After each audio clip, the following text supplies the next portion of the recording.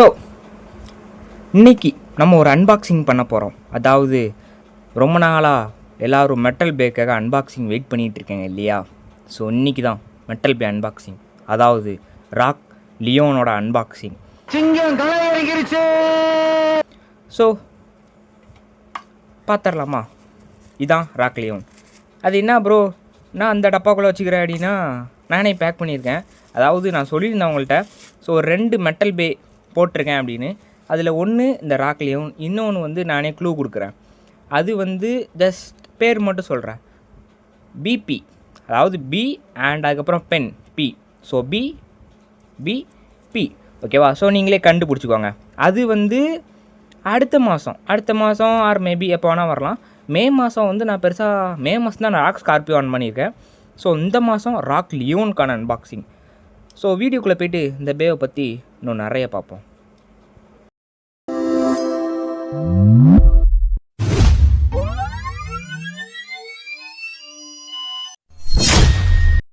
So rock லியோன்னு சொன்னாலே எல்லாருக்கும் ஞாபகம் வர ஆள் கியோயா.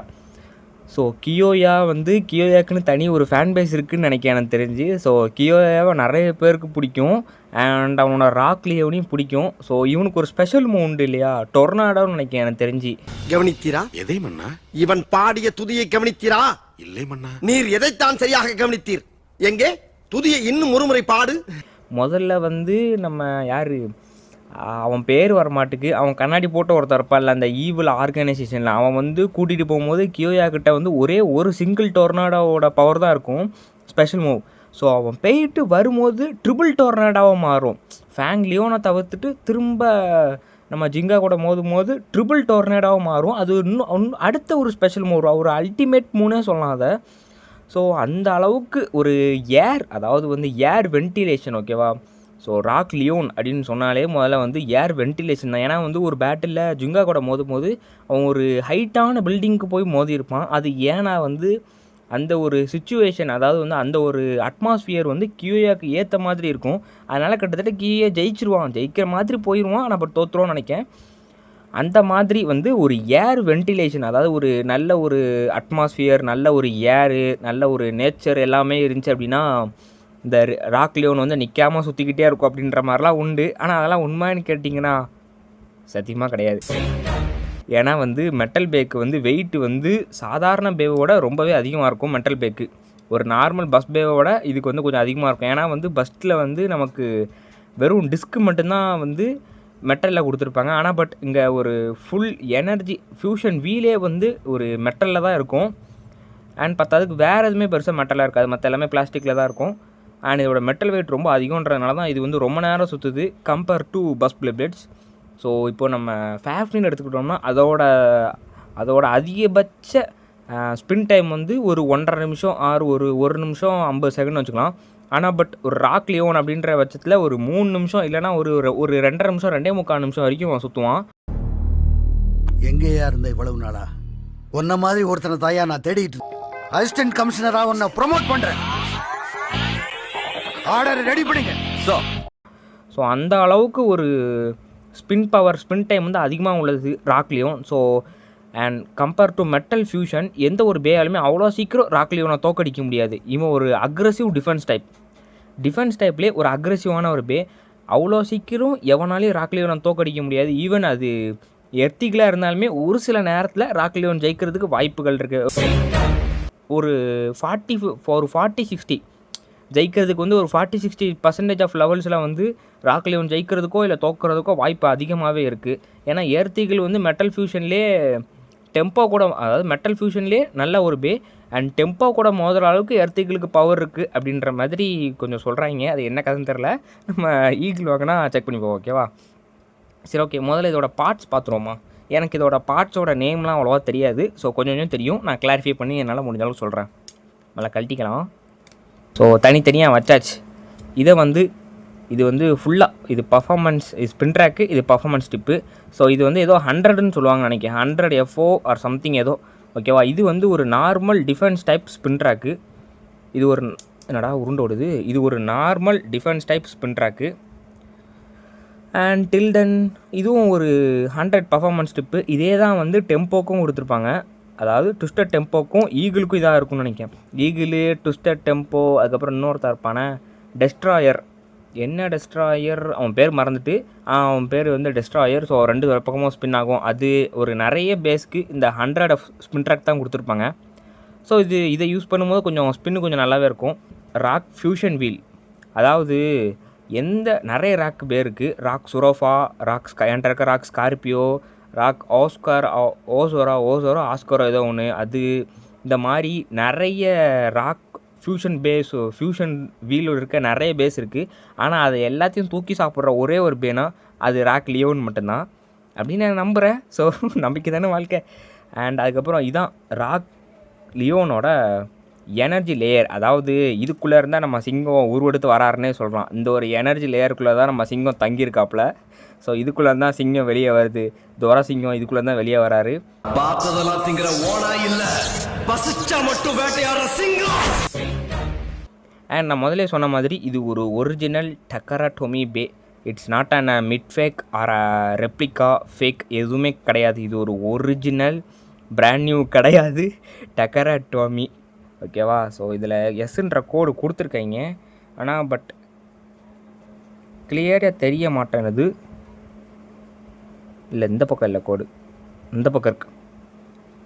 எஸ்ன்ற கோடு சும்மா ஜம்முன்னு இருக்குது. ஆனால் அந்த தெரியுது திடீர்னு ஆப்பில் இப்போ தெரியுது பார்த்தீங்களா? ஸோ எஸ் அப்படின்ற கோடு இங்கே கொடுத்துருக்கீங்க. அண்ட் இப்போ புரிஞ்சிருக்கோம் இது ஒரு டக்கராடோமி பே அப்படின்ற விஷயம். ஏன்னா டக்கராடோமி பேஸ்க்கு மட்டும்தான் ஃபேஸ்போல்ட்டில் வந்து இங்கத்த ஃபோட்டோவில் பார்த்துருப்ப, சினிமாவில் பார்த்துருப்ப, டிவியில் பார்த்துருப்ப, ஏன் கூண்டில் கூட பார்த்துருப்ப.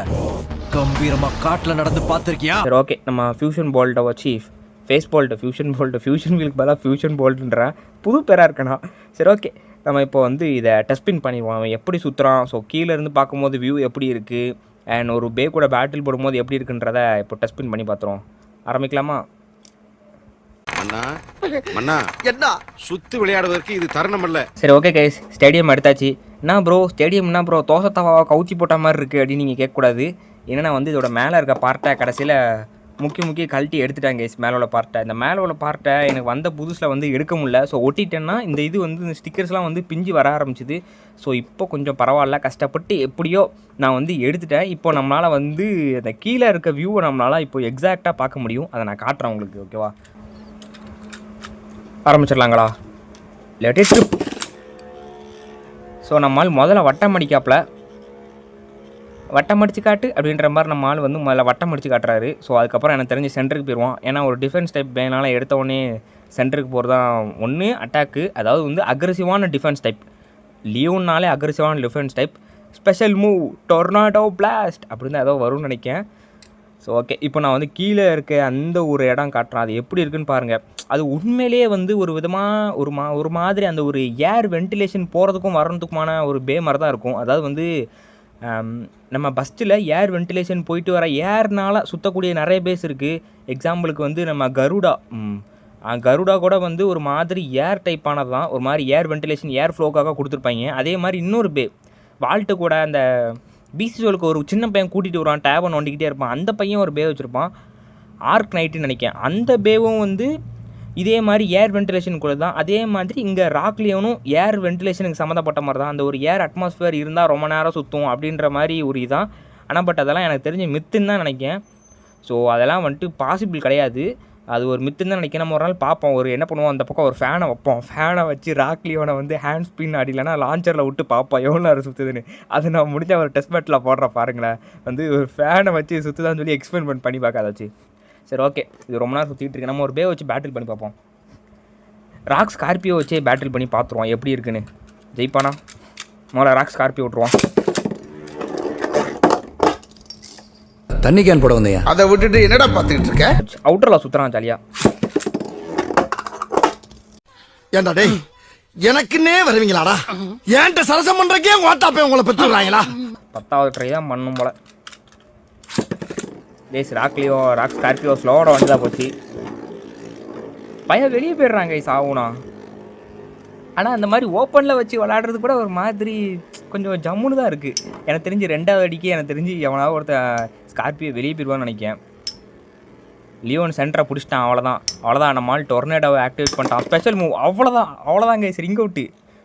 வந்தாரு, எங்க இருந்தோ ஹீரோ மாதிரி வந்தாரு, என்னை பார்த்தாரு, போட்டை அடிக்க ஆரம்பிச்சாரு. ஸோ ஸ்கார்பியோ உங்கள் வெளியே வந்து சுற்றிட்டு இருக்கு. ஸோ சஜிடேரியோ வச்சு அப்படியே ஒரு டெஸ்ட் பேட்டில் போட்டுருவோமா? நம்மள ராக் லியோனே விட்டுறான் முதல்ல. என்னதான் சஜிடேரியோ ஒரு ஸ்டாமினா டைப்பாக இருந்தாலும் பையன் சட்டுன்னு வெளியே போயிடுவான். ஓ என்னங்க ராக் லியோன் தூக்கி அடிச்சிட்டான்.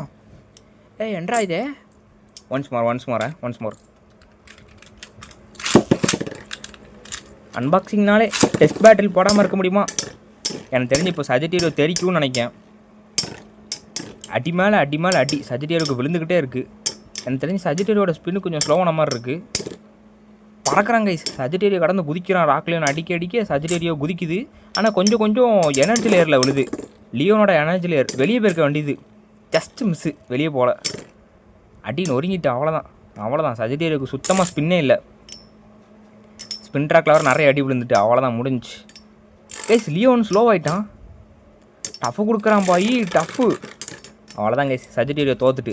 அட் அ டைமில் லியோனையும், அதாவது ஸ்கார்பியோவையும் சஜிடேரியும் அட் அ டைமில் விட்டு அதே நேரத்தில் லியோனை விட்டால் என்ன பண்ணுவான்? இது ஒரு 3 பேர் கொண்ட பேட்டெலாம் இருக்கும். சூப்பராக இருக்கும். டெஸ்ட் பண்ணி பார்த்துருவோமா?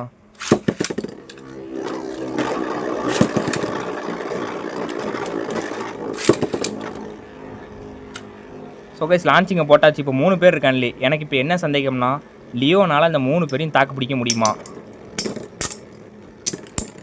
கைஸ், ராக் ஸ்கார்பியோவே சஜிடேரியோ அடித்து வெளியே தள்ளிடுவான் போல. ஓ லியோன் வெளியே போயிட்டு. கைஸ், லியோன் வெளியே வந்துட்டு.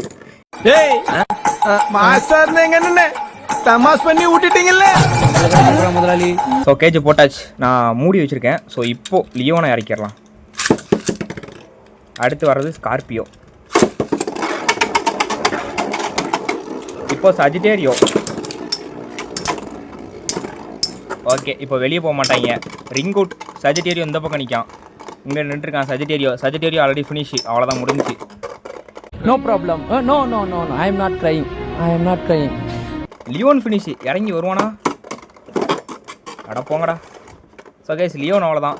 ஸ்கார்பியோ தான் சென்டரில் நிற்கான். ஸ்கார்பியோ அவ்வளோ பவராடா நீ.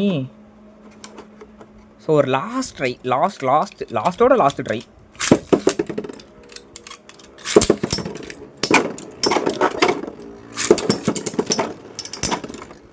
அடிச்சுக்கிட்டு செதறாங்க 3 பேரும். அவ்வளோதான், ஸ்கார்பியோ அவுட்டு. அடித்தது யார்? நம்ம இது ஸ்கார்பியோவில் சஜிடேரியோ அவுட்டு. அடித்தது ஸ்கார்பியோ. இப்போ ஸ்கார்பியோக்கும் லியோனுக்கும் நடுவில் தான் போட்டியே. அவ்வளோதான், சஜிடேரியோ சோலி முடிஞ்சு. இப்போது ஸ்கார்பியோக்கும் லியோனுக்கும் நடுவில் தான் போட்டி. எனக்கு தெரிஞ்சு ஸ்கார்பியோ இதை ஸ்டாமினா இழந்துருவான். ஏன்னா வந்து அவனோட பர்ஃபார்மன்ஸ் டிப்பில் டேமேஜ் இருக்குது நமக்கு தெரியும். ஸோ அதனால் அவன் தான் காலி, போனி அவன் தான். ஸோ அவ்வளோதான்.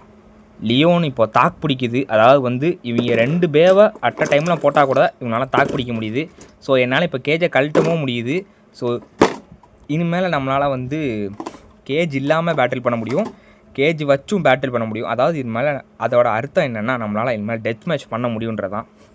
சரி, ஓகே, இது ஒரு அன்பாக்சிங் தான். இருந்தாலும் நம்ம வந்து 2 பே வச்சு பேட்டில் போட்டுருவோம். ஆனால் மெட்டல் பேக்கு பேட்டில் வந்து தனியாக வரும் நம்ம சேனல், ஓகேவா? தனியாக வந்து பேட்டில் போடுவோம். ஸோ பிளேடர்ஸ், கியோயாவோட ஃபேன் யாராவது இருக்கீங்க அப்படின்னா கீழே வந்து லியோன் அப்படி இல்லைன்னா கியோயான்னு சொல்லிட்டு கமெண்டை போடுங்க. ஸோ அண்டு அதே மாதிரி நீங்கள் ஃபேன்ஸ் அடுத்தடுத்து இருக்கீங்கன்னா லைக்கை போட்டு விடுங்க, லைக்கை அள்ளி போடுங்க. ஸோ பார்ப்போம், நீங்கள் வர லைக்கை வச்சு தான் நான் வந்து கியோயாவுக்கு எவ்வளோ ஃபேன்ஸ் இருக்காங்கன்றதை நான் பார்ப்பேன். கமெண்ட்டும் போடுங்க, லைக்கும் போடுங்க, வர பார்ப்போம். மற்ற வீடியோட இந்த வீடியோக்கு லைக் அதிகமாக வந்துச்சுன்னா கியோயாவுக்கு நிறைய ஃபேன்ஸ் உண்மையிலே இருக்காங்க, நான் ஒத்துக்கிறேன், ஓகேவா? சரி, ஓகே. அடுத்த வீடியோவில் ஒன்று ராக் லியோனை வச்சு பேட்டில் பண்ணுவோம். அப்படி இல்லைனா வந்துட்டு ஒரு காம்போ, மெட்டல் பேயில் ஒரு காம்போ. நம்மள்ட்ட இப்போ ஒரு 3 மெட்டல் பே இருக்குது, ஒரு சின்ன ஒரு காம்போ பண்ணுவோம். அப்படி இல்லைனா வந்துட்டு ஒரு டிஃப்ரெண்ட்டான கண்டென்ட், மெட்டல் பே ஸ்பின் ஸ்டீல் பண்ணுதா அப்படின்னு சொல்லிட்டு ஒரு டெஸ்டிங் போடுவோம். அதாவது நீங்கள் நினைக்கலாம், நான் ஒரு சில எக்ஸ்பெரிமெண்ட் பண்ணி வச்சுருக்கேன். ஸோ அதனால் ஒரு மெட்டல் பேவால் கூட ஸ்பின் ஸ்டீல் பண்ண முடியும், மீட்டியோல் ட்ராகன் மாதிரி, ஓகேவா? அது ஒரு சின்ன சைஸ் ஒரு எக்ஸ்பெரிமெண்டல் ஒரு எக்ஸ்பெரிமெண்ட்டு கன்வெர்ட் ஆகி மீட்டியோல் ட்ராகவாக ஒரு பே மாறுது அப்படின்ற மாதிரி. ஆனால் லெஃப்ட் சைடில் சுற்றுமானலாம் எனக்கு தெரியாது. ஆனால் ஸ்பின் ஸ்டீல் பண்ணுற மாதிரி இருந்துச்சு.